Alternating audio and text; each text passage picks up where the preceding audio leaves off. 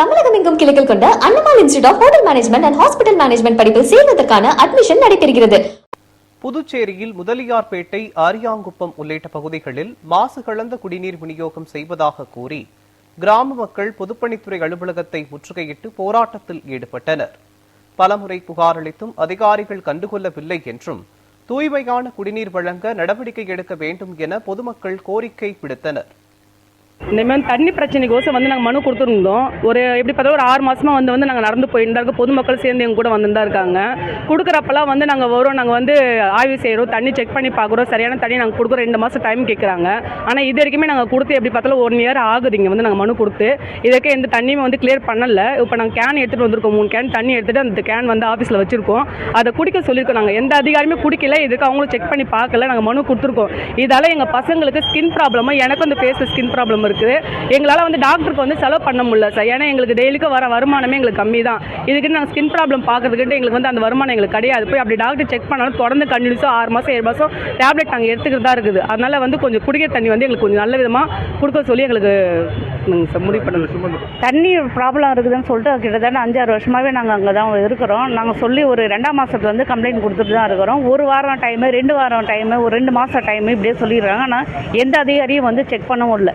எங்கள் எதிர்க்க கன்சல்டேபிளுக்காக ஃபோனில் கூப்பிட்டு பேசி அந்த போய் பாருங்கன்னு சொல்லுவாங்க. ஆனால் எந்த அதிகாரியும் வரலை.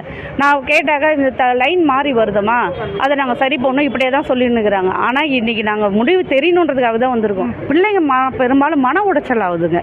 இதை நாங்கள் எப்படி சரி பண்ணுறது? நாங்கள் இந்த கவர்மெண்ட்டுக்கு எப்போ தான் எங்களுக்கு முடிவு கொடுக்கணும் தெரியல. அந்த பகுதி மக்களாக நினைக்கிறாங்களா என்னன்னே தெரியல. அந்த சைடு மக்கள் வாழறாங்க. அந்த பகுதி மக்களை வீட்டில் பார்க்க சொல்லுங்கள். புதுச்சேரி முழுவதும் பல பகுதிகளில் குடிநீர் உப்பு நீர், இரும்பு தாது கலந்த குடிநீராக வரக்கூடிய ஒரு மோசமான சூழல் என்பது புதுச்சேரியினுடைய அரசாங்கத்துடைய நிலைப்பாடு என்பது உள்ளது. மக்கள் குடிப்பதற்கும் குளிப்பதற்கும் துணி துவைப்பதற்கும் பயன்படாத இந்த குடிநீரை கடந்த கிட்டத்தட்ட ஓராண்டுகளுக்கு மேலாக இப்படி ஒரு மோசமான ஒரு சூழல் என்பது வந்துட்டு இருக்கு. ஆனால் நீரை வணிகமயமாக்குவதற்கு இந்த அரசாங்கம் புதுச்சேரியில் சாராய ஆலை நடத்துவதற்கும் மதுபான ஆலை நடத்துவதற்கும் குடிநீரை பணம் கொடுத்து வாங்கக்கூடிய ஒரு மோசமான சூழல், இப்படி ஒரு வணிகமயமாக ஆக்குவதற்கு மக்கள் பற்றி கவலைப்படாத இந்த அரசாங்கத்தை கண்டித்து அதிகாரிகளை முறையிட்டோம். அதிகாரிகள் ஒரு 2 மாதம் 6 மாதத்தில் நீரை சுத்தமான குடிநீர் மக்கள் பயன்பாட்டுக்கு நடைமுறைப்படுத்தும் என்று சொல்லியிருக்கிறாங்க. மீண்டும் அவருக்கு சரியான நடைமுறைப்படுத்தவில்லை என்று சொன்னால் பொதுமக்களை திரட்டி ஒரு வலுவான ஒரு போராட்டத்தை நடத்துவதற்கு மார்க்சிஸ்ட் கம்யூனிஸ்ட் கட்சியினுடைய நகர்குழு சார்பாக மக்கள் பயன்படுத்துகிற குடிநீர் என்பது ஆரம்ப காலத்தில் அற்புதமான குடிநீர் என்பது புதுச்சேரியில் கிடைக்கும். இன்றைக்கி சுற்றுலா என்ற பெயர்லையும் பல்வேறு விதமான தொழிற்சாலைகளை தண்ணி அதிகமாக பயன்படுத்துகிற தொழிற்சாலைகளை புதுச்சேரியில் அனுமதிச்சினுடைய விளைவு இன்றைக்கி குடிநீர் என்பது கேள்விக்குறியாக்கப்பட்டிருக்குது. புதுச்சேரியில் இன்றைக்கி குடிநீரில் முழுமையாக உப்பு கலந்த குடிநீர் என்பது வருது. அது இல்லாமல் துரு என்கிற பேரில் பைப் லைன் மூலமாக வரக்கூடிய அந்த இதிலிருந்து மண்ணு கலந்து வருது. பல்வேறு கலர்களில் இங்கே தண்ணி வருது. அதை குடிக்கக்கூடிய மக்கள் பல்வேறு விதமான தோல் வியாதிகளுக்கு உள்ள இருக்கக்கூடிய உடல் உபாதைகள் ஏற்படக்கூடிய பாதிப்புகள் என்பது தொடர்ச்சியாக ஏற்படுது. இது சம்பந்தப்பட்ட அதிகாரிகள்கிட்ட சொல்லி சரியான குடிநீர் கிடைப்பதற்கான ஏற்பாடை செய்யணும்னு சொல்லிட்டு அதிகாரிகளை சந்தித்து நம்ம பல முறை முறையிட்டாலும் இந்த அதிகாரிகள் செய்கிறோன்னு சொல்கிறாங்களே தவிர, ஆனால் நடைமுறைக்கு வரும்பொழுது பார்த்தீங்கன்னா அது மீண்டும் அதே நிலை என்பது தொடருது. இதனால் குடிக்கக்கூடிய குடிநீரை பயன்படுத்தக்கூடிய மக்களுடைய வாழ்வாதாரம் என்பது, அவங்களுடைய உடல்நிலை என்பது மிகப்பெரிய மோசமான நிலைக்கு தள்ளப்படுது. இப்போ இந்த தண்ணி வந்ததுலேருந்து காலையில் எழுந்த உடனே ஒரே மஞ்சள் கலராக வருது. தண்ணி மஞ்சள் அரைச்சி ஊற்றின மாதிரி வருது. கிட்டத்தட்ட ஒரு 1/2 hour அது மாதிரி வந்துட்டு இருக்கு. ரெண்டாவது, எங்கள் வீட்டில் 3 பேருக்கு இந்த தண்ணியை குடிச்சதுலேருந்து 3 பேருக்கு எங்கள் வீட்டில் ஃபேமிலியில் 3 பேருக்கு டிசென்ட்ரி ஆச்சு. 3 நாளாக டிசென்ட்ரி ஆச்சு. தாக்கு பிடிக்க முடியாத சூழ்நிலை. ப்ரைவேட் ஆஸ்பத்திரிக்கு கவர்மெண்ட் ஆஸ்பத்திரிக்கு போனால் சரியாக கவனிப்பு இருக்காதுன்னு 3 பேரும் ஒன்றா போகிறதுன்னு எங்களுக்கு வறுமையான சூழ்நிலை தான். எனக்கு வருமானம் கிடையாது. முதியோர் பென்ஷன் வச்சுன்னு குடும்பம் ஓட்டுறேன். வேறு வழி இல்லாத இருந்து எடுத்து போட்டு 3 பேரும் போய் ஹாஸ்பிட்டலுக்கு அட்மிஷன், இது ப்ரைவேட் ஆஸ்பத்திரிக்கு போய் ட்ரிப்ஸ் ஏற்றி 3 பேரும் இப்போ ஓரளவு ஒரு மாதிரியாக இருக்கணும். ப்ரைவேட் ஆஸ்பத்திரிக்கு போகலைனாக்கா என் கதை முடிஞ்சு போயிருக்கும். எனக்கு இந்த ஹார்ட் பிரச்சனை, தைராய்டு, பிபி, சுகரு எல்லாம் சகலமும் எனக்கு இருக்குது. நானே ஒரு நோயாளி, இருதய நோயாளி. இதை குடிச்சிட்டு ஏதோ ஆண்டவ புண்ணியத்தில் ப்ரைவேட் ஆஸ்பத்திரிக்கு போனதுனால போயிட்டு வந்துட்டேன். இந்த தண்ணி தான் இவ்வளோ காரணமாக பிரச்சனையே. இது வரைக்கும் இந்த மாதிரி என் ஃபேமிலியில் 3 பேருக்கும் டிசென்ட்ரி ஆனதே கிடையாது. ரொம்ப மோசமான கண்டிஷன்லேருந்து தப்பிச்சு வந்திருக்கிறோம். தயவு செஞ்சு இந்த தண்ணியை சுத்தம் பண்ணி கொடுக்க சொல்லுங்கள். இப்போ சுதாரண நகரில் வந்து 20 லட்சம் கொள்ளளவு கொண்ட ஒரு குடிநீர் தொட்டி கட்டியிருக்காங்க. அந்த தொட்டியிலேருந்து இப்போ வந்து புதுசாக வந்து பயன்பாட்டுக்கு வந்திருக்கு. எல்லாத்துக்கும் புதிய பைப் லைன் கொடுத்து எல்லோரும் பயன்பாட்டுக்கு வந்துருச்சு. ஆனால் தண்ணி வந்து ரொம்ப மாசடைஞ்சிருக்கு. இவங்க என்ன பண்ணியிருக்காங்க, புதிய பைப் லைன் வந்து பழைய பைப் லைனு ரெண்டுத்தையும் சேர்த்து பழைய பைப் லைன் கட் பண்ணாமல் அதுலேயும் சேர்த்து தண்ணி விடுறாங்க. பழைய பைப் லைனில் இருக்கிறது எல்லாமே வந்து உடஞ்சி சேதமாகி துரு பிடிச்சி இருக்கிறதுனால அதில் கழிவுநீர்லாம் எல்லாம் கலந்து 2 பைப்லேயும் ஒரே கலங்களாக வருது. நாங்கள் வந்து அது மாதிரி கூட கொடுத்துருக்குறோம் ஆஃபீஸில். அதனால் வந்து அது இல்லாமல் இப்போ புதுசாக கனெக்ஷன் கொடுத்ததில் ஒவ்வொரு வீட்டுக்கும் வாய்க்காலுக்கு நடுவில் ஜாயின் பண்ணியிருக்காங்க.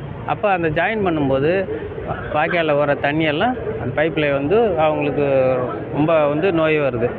இதெல்லாம் வந்து சரி பண்ணணும்.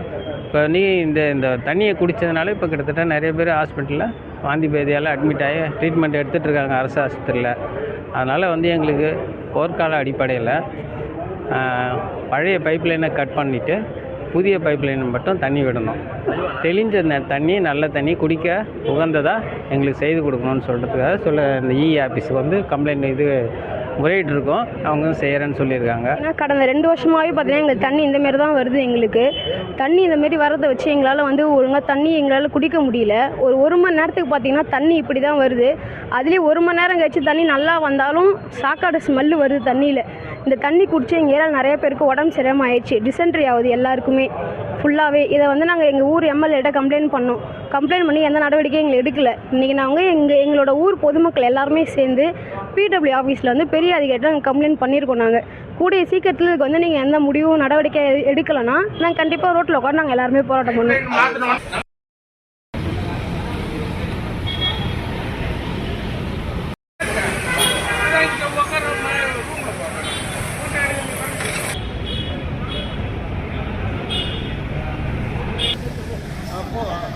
வாங்கட்டும் அப்படியே வாங்க.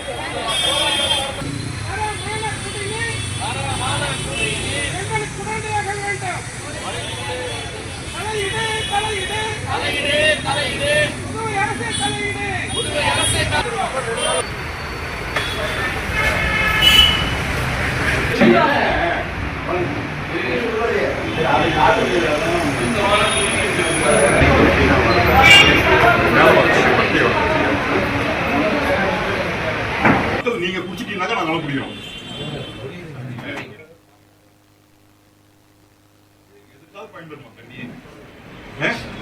மக்கள் என்ன ஆடா மாடா சார் அவங்க குளிச்சா கூட சார் மேலதான் ஒரு மாதிரி அடிக்கடி